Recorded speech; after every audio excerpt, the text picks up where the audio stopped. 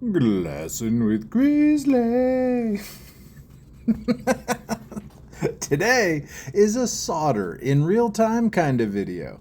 I only say kinda because I sped up applying the flux to 10 times, because no one wants to watch flux get applied for 2 whole minutes. But after that, it's all real time from there. Because we're adding solder to small and thin pieces of stained glass, I felt it safer to just turn down the temp, one notch from the normal 410 down to the 360.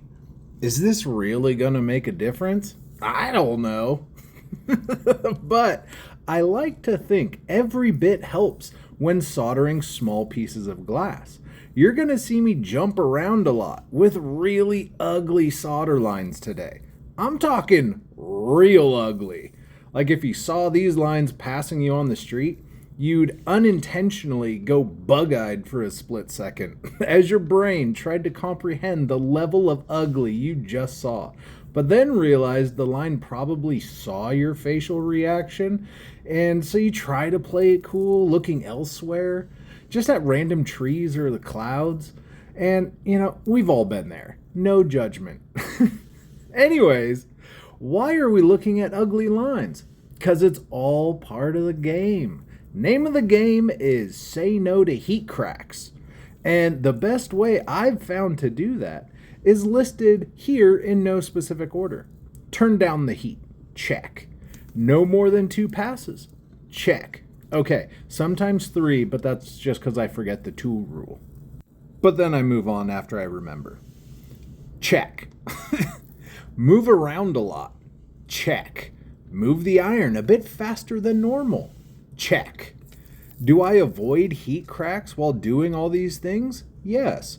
But I also end up with really ugly lines until I go back for a final pass. So, you just got to deal with it. Aside from the typical temperature question that I get asked, I also frequently get asked, why do I move around so much when soldering? I know it looks weird, like I'm just leaving things completely unfinished, but I promise there's a method to this madness. The reason I jump around so much is to give the solder and glass time to cool.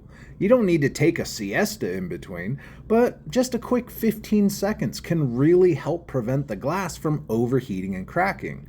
So if you see my horrendous solder lines, just assume I'll be going back over it at a later time. Thank you so much for watching. Be sure to tap the follow button if you just realized you kinda sorta enjoy watching stained glass art get created one process at a time.